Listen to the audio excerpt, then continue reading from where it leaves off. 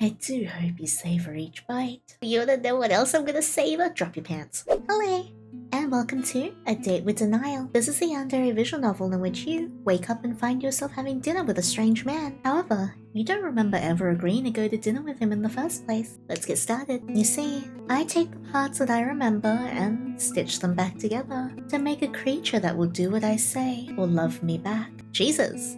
I could smell two distinct smells. The delicious savory smell of food and the familiar scent of candles burning. I sit up straight and open my eyes. Are you alright, my darling muse? My eyes adjust to the darkness. It's here! Man, every single time I see Zecharias, I'm just like, my god, sir, your chest looks heavy. Do you want me to hold them for you? You appear rather bewildered. Was the wine a tad too strong? Who are you? In the dim candlelight, I could see the man's expression shift at the question. There was a brief look of offense and sorrow before he gave me a warm smile. Why, I'm Zecharias, of course. We've known each other for quite a while, my muse. I highly doubt it. I don't believe a single word you say. You and your massive titties. In fact, we were in the middle of a dinner date before you appeared a little disorientated. Zecharias. That name did ring a bell, but as far as I know, I don't remember going on a date with someone by that name. Surely you've not forgotten. To ensure that you're alright, do you still remember your name at least? Yandere. That is quite a relief. You do seem to be less muddled right now. Perhaps we can continue with our lovely dinner date. Look at your food on the side of the table. Before me on a large white plate was my favorite food. Warm steam wafted upwards from it. It seemed like it was just freshly prepared. The smell was delicious and I could feel my stomach rumbling slightly. Beside my plate was a glass of wine, full and untouched. Take a bite of your food. I picked up my fork and took a bite of my meal. It tasted incredible, exactly the way I liked it prepared. Look at the clothes you're wearing. I looked down at the clothes that I'm wearing. I don't remember owning such expensive looking formal wear. It was comfortable, however, fitting my form perfectly. I noted that the clothing was the same shade of white and yellow as Zecharias' suit. As far as I could tell in the dim candlelight, there was a fresh flower pinned on the breast of my clothing. Is something the matter? You're not touching your food. There is no stain on your suit, my muse. It's completely spotless and gorgeous. A fitting garment for someone as mesmerizing as you. I'll eat a bit more. Zecharias smiled as he watched me eat. It was a warm, loving smile, but it twisted a little more than it should, showing off his surprisingly sharp teeth. I do hope you savor each bite. Yeah, you wanna know what else I'm gonna savor? Drop your pants. Do partake in the wine as well, my muse, but I don't drink. I get Asian flush. Like me and alcohol are not friends. Or perhaps if a strong drink is not to your dietary preference, I can request for the preparations of other drinks to your liking. Water? Ask him why his plate is empty. Has your food been served yet? Your plate is empty. I've already finished my meal. I apologize as it must seem rather rude for me not to consume my portion alongside you. But I beseech you not to rush your meal. Take your time with it, my muse. I'll be delighted to simply keep you company. You know what voice claim in my head for this guy? Raphael from Baldur's Gate 3. Does anyone agree with me? His plate is completely clean. Now then, shall I obtain another drink that would be more suited to your taste, my muse? My muse? Ask him why he keeps calling you that. I really appreciate you getting a drink for me, but why do you keep calling me your muse? Zecharias' eyes widened slightly. You have no recollection of it. I shook my head. He took in a deep breath and sighed, looking a little sorrowful. I'm sorry, my muse. Why? Why are you sorry? However, instead of answering me, he perked up suddenly and gave me a grin. I noticed sharp teeth poking out from between his lips. Do not fret, I'll be happy to remind you of such a lovely occasion again. You see, I am an artist desperately searching for a muse for my crafts. We met and you agreed to become an inspiration for my paintings and sculptures. Shift your focus upon that canvas. He placed his glass down and snaps his fingers. Is that me? I suddenly noticed a canvas a small distance behind him that I didn't see before. It was dark there a second ago. It seemed like a light on the ceiling had suddenly turned on just to reveal the canvas to me. Upon the canvas was a painting of me, beautiful and shockingly lifelike. I have been painting you before we began to feel rather peckish. I proposed to dine together with you and you were delighted to accept. I doubt it. I don't remember this. He picked up his glass again as he spoke, swirling the liquid within the glass. I suppose one could say that this is our first date. and I am honored, elated to dine with a muse of such charm and beauty as yourself. Don't remember any of that, but his deep, mellifluous voice was so soothing, so convincing, that I could not help accepting everything that he said. I nodded, not knowing what to say.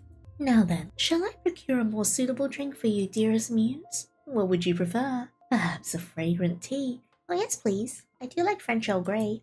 Ah, of course, I shall return swiftly. Do enjoy the meal in the meantime. He stood up, pushing his chair back noiselessly, and strode off somewhere behind him, taking his glass with him. His movements were unnaturally graceful like that of a dancer. Look around you. After he left, I finally began to take note of my surroundings. With him at the table, and especially when he spoke to me, I felt like I had tunnel vision, only able to look at him and listen to him. The rest of the world around me seemed to have melted away. But now that he was gone, I could finally bring myself to look around. I seemed to be in a rather large, dark hall. I was startled and amazed to see that two of the walls was a glass wall separating the hall from a massive body of water. The ceiling was also made of glass. I could just see what seemed to be the surface of the water through it. It looked like a lot of large aquariums I used to visit as a child, but the water seemed to go on forever. It felt like I was in the middle of an ocean. There were tables similar to ours scattered throughout the hall. It appeared to be some sort of fancy restaurant. The only light in the hall came from the glass walls, as well as the candles on our table and all the tables from around ours. The water beyond the glass walls casted a blue, sickly-looking light on everything. Stand up and look around. I stood up, slowly moving towards one of the glass walls. As I passed by one of the tables, I noticed that it was empty, even though the candles were lit and the table was set. All of the tables were empty. I was the only one in the hall. I turned my attention to the water on the other side of the glass wall. The water was a greenish blue, faded away into darkness in the distance. There seemed to be a dim light coming from the surface of the water shining down through the ceiling. What seemed to be a lotus flower floated on the surface of the water. There were no leaves or stalks, just flowers. There were no fish of any sort in the aquarium. I could hear a distant noise. A very soft, continuous noise. It came from the water beyond the glass. Am I in a fish tank? I went closer to the glass walls and listened closely. It was unmistakably the sound of a distant voice singing. The voice was far too distant for me to make out any words. All I could tell was that it was a deep voice. And it was an absolutely beautiful voice. A siren? A sexy siren? I found myself standing completely still, one hand pressed on the cold glass wall, only wanting to listen to that voice. If I could, I wanted to break the glass wall to be closer to the voice so I could hear what it was singing. But I was aware of how foolish that would be. Keep listening to the singing. This is a bad idea, isn't it? I wanted to pull myself away from the glass wall to get away from the singing, but I found that I could not. It was as if my feet were rooted to the floor and my hand was stuck fast to the glass wall. I could only listen and listen. I began to forget why I was standing there. My eyelids began to grow heavy. I feel my head nodding forward. Suddenly, the singing grew louder, much clearer. I opened my eyes and raised my head. I became aware that the voice was no longer coming from beyond the glass but was now approaching from behind me. Ah, my muse. The singing stopped and I could hear Zecharias' familiar voice speak to me. I turned to see him standing behind me, and in his hand was an ornate cup of tea. Were you perhaps searching for me? I'm dreadfully sorry for taking so long. He smiled, politely gesturing back towards our table. Come, dine with me. We're about to have a lovely time together. He moved over to his seat, humming cheerfully as he did. Upon hearing his humming, I found myself walking back to the table. I wasn't even aware I was doing it. I simply walked back without thinking. I sat down absent-mindedly gazing at him, and he settles down in his seat, taking a sip from his wine glass, which seems to have reappeared in his hand. I don't recall seeing him bringing it back to the hall when he returned with my drink. After you've eaten your fill, we shall continue with the painting. And after that, if you're not too tired, perhaps you can listen to my singing. I wish to compose a song inspired by you, my lovely muse, so perhaps you can help me. Yeah, that sounds nice. Zecharias? Yes, love. Can I ask you some questions? If it would please you, then of course, my dear muse. These clothes, there's something strange about them. What is unusual about your attire, my muse? Remember carrying a backpack before this? That was a while ago. You've changed your attire since then. Why was I carrying a backpack? I remember having a backpack with a sleeping bag and candles. Where are they? You mentioned I was disoriented before this. What happened? You simply fell unconscious. I was quite concerned but unsure of what to do. I'm relieved that you awoke after that. How did it happen? I believe it could be the strength of the wine. That's why I suggested to offer you a different drink with less body. My Food was still steaming hot when I woke up, though. You were not unconscious for an extended amount of time, I suppose. What's in your wine glass? It looks a bit different from the type in mine. He gave an aside glance, swirling the drink in his glass again. It is similar, but no, it's a different type of wine, with an addition suited to my palate. I do not believe you will enjoy it. You mentioned you finished your food before me. What did you eat? Meat. A dish of the meat variety. A steak. Your plate is completely clean. Oh, he's getting mad. I'm making him angry. He's not happy with me. His expression disturbed me. I could see his left hand trembling slightly as he tightened his grip on his wine glass. That is quite enough questions. I believe we can continue our conversation after the meal. Where are we right now? I've never seen this place before. We're in a lovely restaurant that I have booked prior to our dinner date. Why are there no other customers? I suppose there's a low number of clients today. It's quite an exclusive location after all. I haven't seen any staff either. You had to get the drink yourself. Oh, how long have we known each other? As I have mentioned, we've known each other for a while now. However, this is the first time we're dining together. No, you painted only one portrait of me, so we couldn't have met for long. Oh god. The loud sound of glass splintering made me jump. Uh-oh. Oh no. Oh boy. Oh gee willikers. Oh no. Zecharias has squeezed the wine glass so tightly that it has shattered in his palm. The strange viscous wine mixed with dark red blood from his palm stained his white sleeve. He glared at me, unblinking. He did not speak. He did not move. He simply sat still, glaring as blood and wine flowed down his arm. The background music is scaring me. I slowly got out of my seat. Still, he did not move, but his eyes never left me.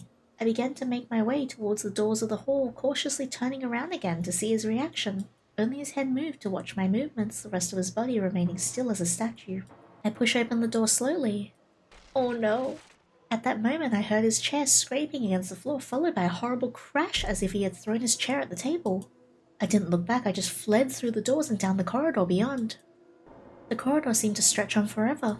They twisted and turned, sometimes opening up to large empty halls, sometimes becoming so narrow that I had to squeeze myself through them. Oh, my darling muse, return to me, my love. Zecharias' voice floated down the corridor, half talking, half singing, sounding beautiful and alluring.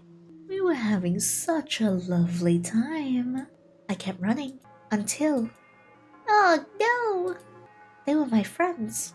The flesh had been stripped off some parts of them, their limbs torn off seemingly by sharp fangs.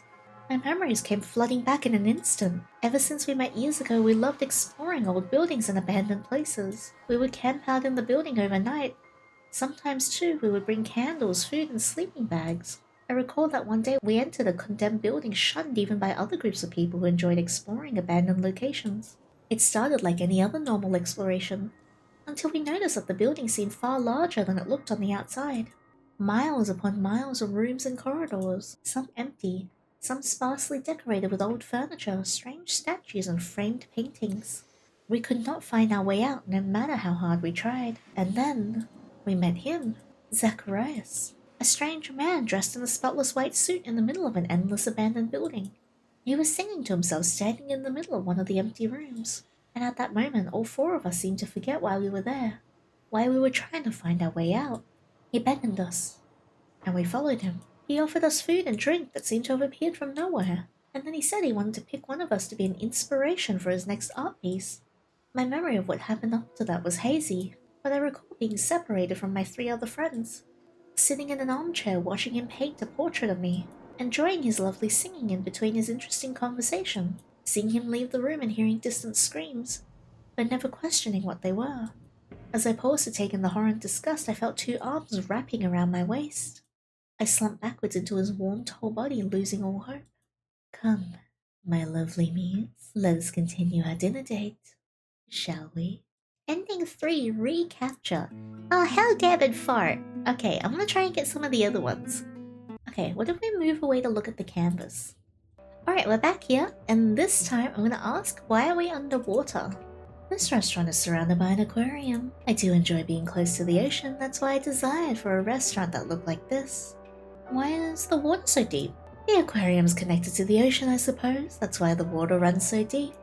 He was clearly beginning to grow a little frustrated by my questions. What he said didn't really make much sense to me, but I did not know what else to ask in response. How long have we known each other? As I have mentioned, we've known each other for quite some time now. However, this is the first time we're dining together. No, I entered an abandoned building with 3 other people and met you there. I believe that's quite enough questions. Perhaps it's time we had a different conversation. One that is less intrusive. But first you must sleep.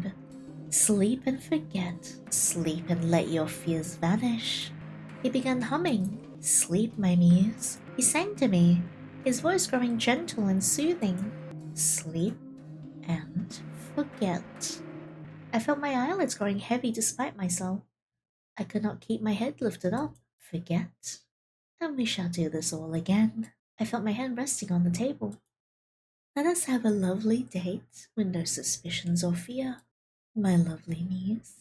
I could smell 2 distinct smells. The delicious savory smell of food and the familiar scent of candles burning. I sat up straight and opened my eyes. Are you alright, my darling muse? Ending 2, loop. Alright, so we're just missing ending 1. Okay, so if you just obey everything, I think you get the choice to stay with him. Alright, so this time I obeyed him. I didn't question him about the food, I just ate it. I just drank the wine. I didn't go exploring, I just waited for him in the chair. And this is what happens. I wish to compose a song inspired by you, my lovely muse. So perhaps you can help me. Yeah, that sounds nice. I smiled back at him for the first time. He seemed overjoyed to see my smile. His golden eyes lit up and his toothy grin widened. Will you stay with me, my muse? I found myself nodding. Any fear and desire to remember why I was here, how I met Zecharias and why I was unconscious at the table faded away. I was happy to simply continue an eternal dinner date with him. Denial. Ending 1. We did it! Yay! But yeah, that was a date with Denial. Thank you so much for experiencing the story with me. I do really like the devs' usage of Zecharias and all their different games. It weaves like a much bigger universe, and I really like interconnecting universes a lot. But yeah, Zecharias is very intriguing. Every single game that they've done with him, he's managed to scare me at like certain points, but also he's very hot as well, so I'm like, hey. Honestly, personally though, if I ever met him, I don't really think I would know what to do. Genuinely screams like red flag, but then I also don't think I could leave this place as well because I'd just be trapped here forever. But anyway, thank you so much for watching. If you like this video, please leave a thumbs up and subscribe so you don't miss out on the next one. If you want to hang out outside these videos, I stream on Twitch 4 times a week. Feel free to come over and say hello as well. Thank you so much again. That's all for now, and until next time, take care.